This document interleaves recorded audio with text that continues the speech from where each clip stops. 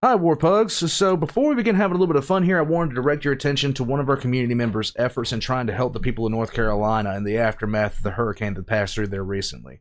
I'll be sharing this link as well as a link to his Facebook post in the description down below. A fellow Warpug named Eric, who has helped me out a great deal when it came to the repair of my truck, was already planning a trip to North Carolina this weekend. And what wound up happening was he was going to be delivering an engine. Well, then the hurricane hit, and he decided he would load up the box truck he was going to be transporting the engine with pretty much everything from water to diapers, formula, plasticware, trash bags, debris removal tools. I can't speak English. Pretty much anything he can get his hands on. So anything going to this is going to go to help the people in North Carolina. Links will be in the description below. Thank you guys so much for listening.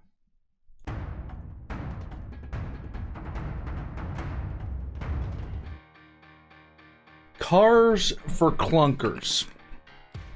My God, if there was a single program that I remember that was utterly stupid beyond measure, and I had a feeling it was going to be dumb, but my God, Cars for Clunkers. They made ads over this.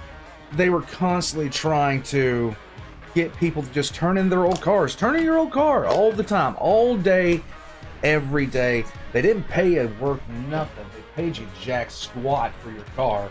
And then they turn around and they did nothing with it. They literally did nothing with it. It was the biggest landfill filler, period. There was no cost benefit whatsoever. It was dumb. It was dumb. It's another fine example of the government doing everything it can to help, and why the government sucks at everything. I'm just saying, when has the government ever done anything right? I'm just saying, the only thing the government does right is war, and that's largely due to the people that are actually fighting it, not the people that are actually wanting it.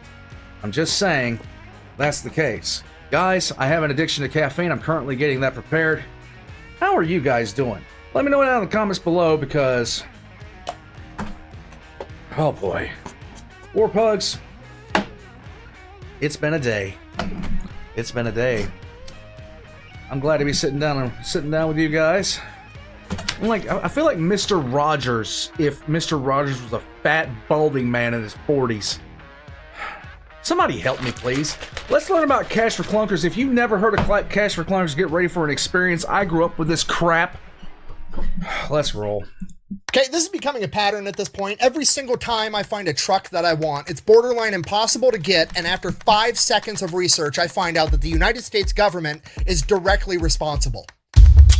Today we're talking about the CARS Act, aka Cash for Clunkers. Okay, I'm already upset, so here's how we got here. I originally wanted a Toyota Champs, like this $15,000 super cheap Toyota truck that you can... I want this thing. The Hilux is an amazing vehicle, but we can't get it in the country for some reason. Oh, that's right. Because it's only for developing countries. Because only in developing country can you get a vehicle that doesn't cost you, half of what a mortgage did 20 years ago. Can buy and just go do truck stuff with. Okay, it's very cheap, it does what it's supposed to do, it's what I wanted. So I hopped on Google and was like, hey, when are these gonna get released in America, because I'm gonna buy one. Oh, turns out they're not getting released in America. Why not? The same reason I can't get the Toyota Hilux, the other truck that I've wanted literally forever. And it's because in the 1960s Germany was buying too much American poultry, so they put a tariff on American chickens, to which the American president Lyndon B. Johnson got upset, so he retaliated by putting a tariff on small cargo vehicles, aka small trucks. This is referred to as the chicken tax. I did a whole video on it. Okay, but the abbreviated version is I don't get to buy the truck I want because of Lyndon B. Johnson and chickens 80 years ago. So I'm like, okay, This is why Lyndon B. Johnson sucks, and he's the second worst president behind Woodrow Wilson. know what, it's fine. There's other trucks in the world. I'm gonna go ahead. I'm just gonna pick another cool truck. To me, I'll just get an older American truck that's already here. It'll be cheap. It'll be great. And right away, I knew exactly what truck I wanted. I wanted the truck that was new when I was a kid, when I was 6, 7, 8, 9, 10, 11 years old, because that truck was new when I was a kid. So it's gonna be new to me for the rest of my life. It's just gonna feel that way regardless of how old it gets. And that truck to me is a 4th gen GMC, specifically the Chevy version, the K1500. DeleteMe. Nice trench gun.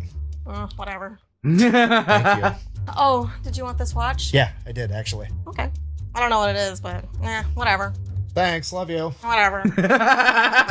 This video is brought to you by DeleteMe. Super straightforward business. You give them money, they turn around and they make sure the data brokers on the internet are not selling your personal information. Simply put, pretty much anytime you go on the internet and you fill out your personal information and you check that little box that says, I agree to the terms of service, those terms more than likely mean that they're collecting your personal data. They turn around and they sell that data to data brokers, and then the data brokers sell it to whoever. The good news is these data brokers are legally required to get rid of your information and stop selling it if you ask them to. The hard part is figuring out which data brokers have your info and then filling out all the paperwork to get them to stop selling it. And that's where DeleteMe comes in. Once you're using their service, they go through, they check all the data brokers for your personal information, and if they have it, they go ahead and they fill out all the paperwork to have that information taken down automatically. After that, they continue to keep checking and rechecking all these data brokers in case they somehow acquire your information again and start selling it again and make sure that doesn't happen. So if privacy sounds pretty cool to you, go ahead and check out DeleteMe is a good service.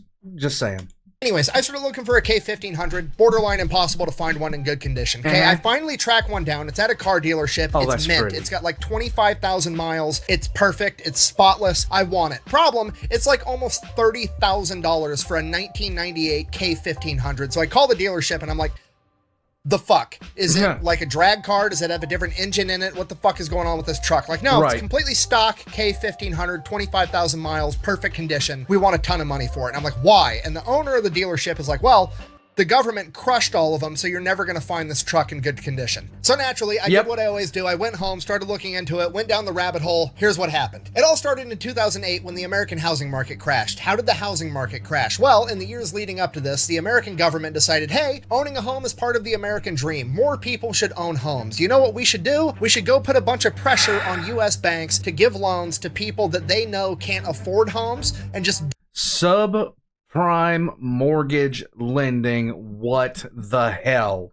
Do it anyways. This is called a subprime mortgage, and the banks were giving out a ton of them for the years leading up to 2008. 2008 rolls around, all the people that bought houses they couldn't afford get foreclosed on, ruins the entire housing market, the entire US economy crashes. And when the economy crashes, people don't have a lot of extra money, and when people don't have a lot of extra money, guess what they're not doing? Buying brand new cars. But it's okay, we live in a capitalist society, and what happens when supply remains the same and demand goes down? The prices also go down. The market will regulate and fix itself, right? No, because the government's going to step in and they're going to help. Yeah, they're going to help. I'm from the government and I'm here to help. So the United States government, in its infinite wisdom, comes out with the CARS Act, aka Cash for Clunkers, and they're going to try to prop up the automotive industry as a way to stimulate the economy. And then, as a little side quest, they're also going to try to save the environment at the same time. So the government allocates $3 billion towards this program, and that $3 billion is going to be spent overpaying for people's used cars. So how this works is anybody that's going to buy a new car like a Prius or a Camry or a Civic can trade in their old car, and the government is going to be willing to subsidize paying you between $3,500 and $4,500, even if that's way more than your car is actually worth. The only stipulations are the car has to be running, it has to be a good, reliable vehicle, it has to get 18 miles to the gallon or less, and it has to be registered to you for at least a year. So basically, the government is only interested in buying perfectly good used cars in running condition. And $3 billion divided by somewhere between $3,500 and $4,500 per car ends up being about 700,000 cars that the United States government gets their hands on, which raises the question, what is the United States government gonna do with 700,000 perfectly good running cars? Prepare to slam your face into your desk if you don't know what this was done. Blow it the f*** up! Okay, I mean, I'm not very bright, I'm just spitballing, but here's what I would do. I would maybe auction off the 700,000 cars so that 700,000 Americans could get a good deal on a running, reliable vehicle so they Oh, but who would have thought about that? Who would have thought? Who would have even considered?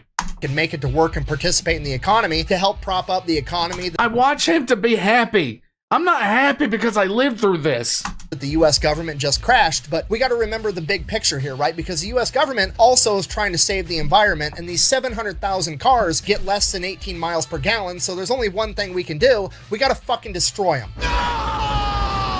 Yeah, that's what we're gonna. This is why I can't find a Trans Am, even in crap condition, for decent. I can't. to do. The second your car gets traded into a dealership, that dealership is legally required to drain all the oil out of the engine, pour a specialty chemical inside of it, put it in park, and have a mechanic hold the gas pedal down until that specialty chemical turns into glass in the engine and blows up the entire thing, and then they're gonna crush it and turn it into garbage. You know, as one last fuck you to the environment right before we save it.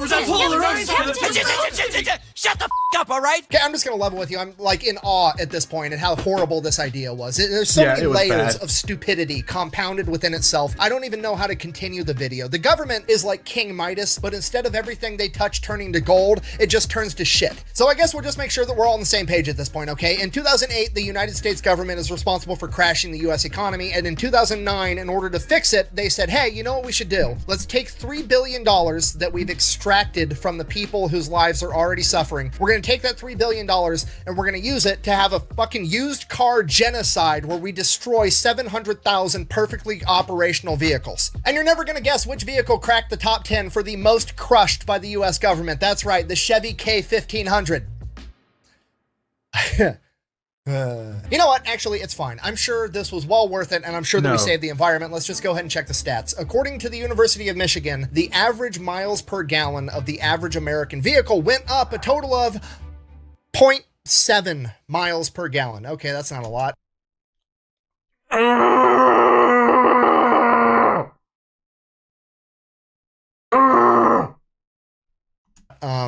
How much did it actually save the environment, right? I mean, that's what actually matters. How much CO2 did we prevent from going into the atmosphere, right? Okay. The CARS program prevented 4.4 million metric tons of CO2 from entering the atmosphere. That's a big fucking number. That's probably a good thing, right? That accounts for approximately 0.4% of US emissions. You know what?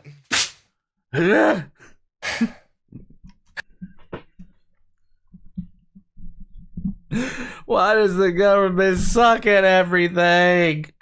Okay, look, I'm not a super intelligent guy. I'm wearing a camouflage hat and a tank top, and I live in a cornfield, okay? But hear me out. I feel like every vehicle manufactured has what I'm going to describe as a fossil fuel overhead, okay? Because the manufacturing plant where the car is made, it's got to have power. You get that by burning coal and other fossil fuels, right? So some of it goes there. Then all the workers have to drive their cars to the manufacturing plant to be able to build it, and their cars burn fossil fuels. And then if the manufacturing plant is, I don't know, in Japan, where they manufacture the Prius, the Civic, and the Camry, which were the most sold cars under the Cash for Clunkers program, you gotta ship the car across a fucking ocean using fossil fuels to get it here, okay? Maybe destroying all those cars prematurely before you squeezed all the life out of them wasn't worth the 0.4% you saved on emissions overall.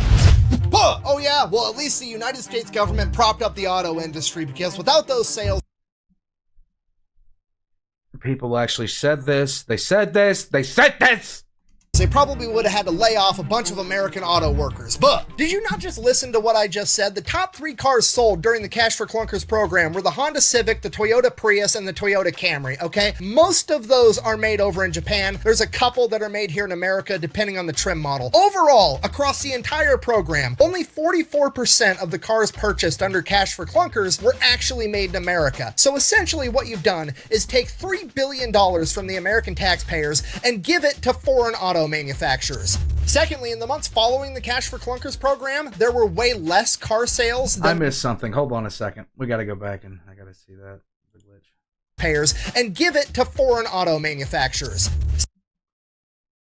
Pepperbox TV. Spicy moment detected. Secondly, in the months following the Cash for Clunkers program, there were way less car sales than there should have been according to the previous year's data, meaning Cash for Clunkers didn't increase the number of car sales, it just moved them from one month to another. So since there weren't actually any more cars sold during Cash for Clunkers, that means that the US is now down 700,000 cars, right? And what happens when supply lowers and demand remains the same? That's right, prices go up. The price of a used car on average went up about $2,000 after Cash for Clunkers.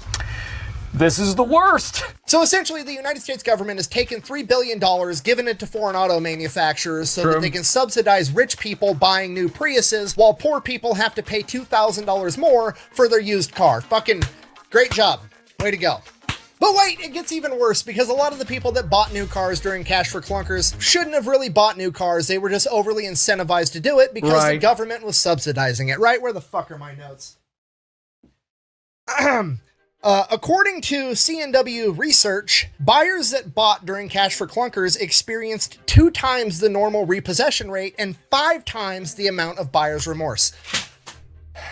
It's like a big fat angry slob spending money it doesn't have on crap it doesn't need. Me want more pointless social programs. Yummy, yummy, yum. Okay, I'm calm. Just so we're all on the same page. In the years leading up to the housing market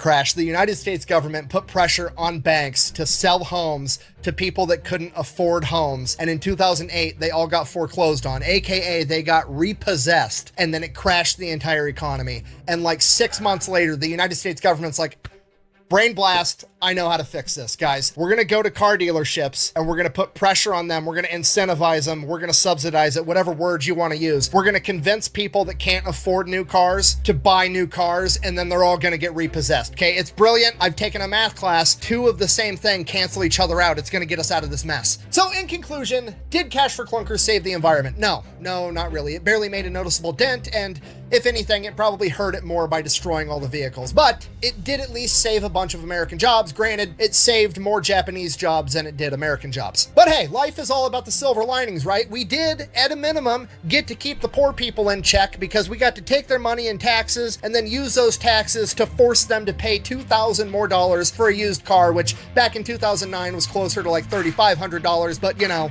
whatever. Anyways, I'm gonna go keep looking for a truck. Thanks for watching. Best way to support the channel is go buy some merch over at thefatelectrician.com. Quack bang out.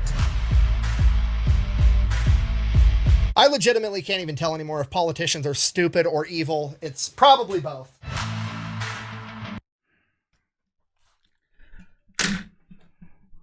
My dad built houses for 30 years. Okay? 30 years he built houses. And when they kicked off subprime mortgaging, when they kicked that crap off, he'd be sitting there with people in closing and just looking at the lenders going, why in the world would you ever have signed off on this loan? You know they can't afford this. But no, like, it's so stupid. Every time the government tries to put its hand in something, like, these people, I don't understand it. They do stuff that not even the lead fry cook at a Wendy's would do. Like, the obvious, it's like nobody asks themselves, it's like somebody has a thought, like, you know, we want to feed the hungry. We want to feed the hungry. Okay, that's a really good idea. Good on you, good on you, good on you. But instead of going and providing, you know, just doing it, they decide to do something completely asinine with it. Like colleges. We want more people to go to college. Sounds great. Good plan. I like the idea. Everything looks good. Everything sounds good. Perfect. They want to push college. They want people to go to college. So what do? Well, we're going to make it easier for people to get loans. So we're going to back student loans federally.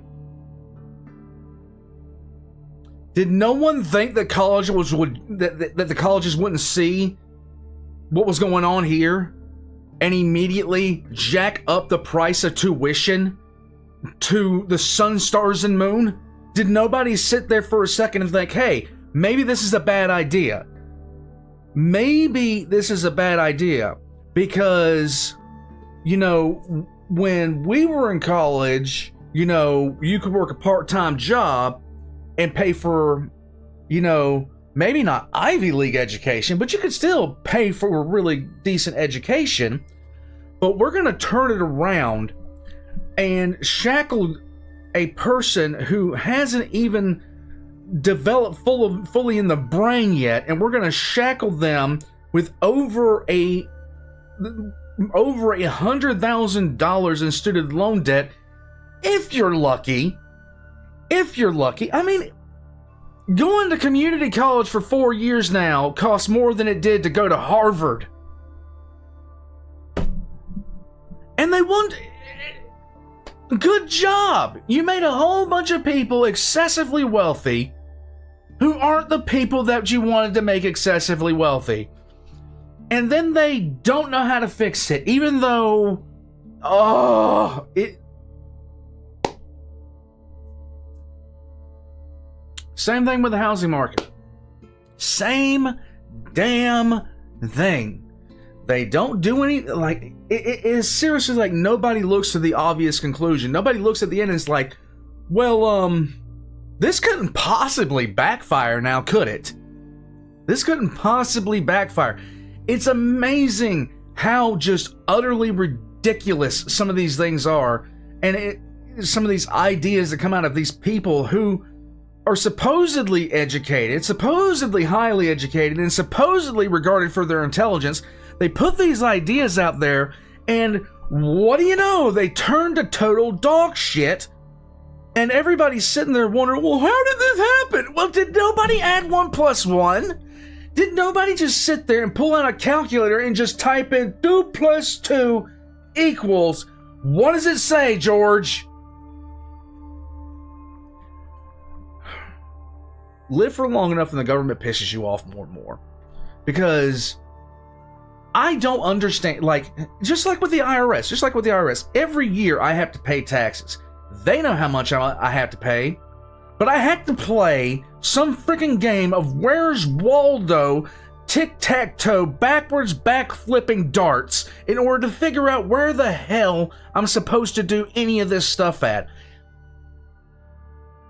It's stupid. I watch the Fat Files to find out fun and entertaining stuff. I watch the Fat Files to, discover cool stuff, cool stories I haven't heard of before. I watch the Fat Electrician because cool stories I've never heard of before, but every so often, he talks about something that hits too close to home, and it pisses me off. This is why I can't find a 2001 Trans Am LT. And I haven't. All of my hate. Warpugs, leave a comment down below if you know other stories of how the government has royally screwed up and can't seem to do basic addition and subtraction. Leave a comment down below. I'm gonna go hug my wife. Cry. Talk about all the sorrows I expend on a daily basis. I'll catch you guys next time. God, everything sucks.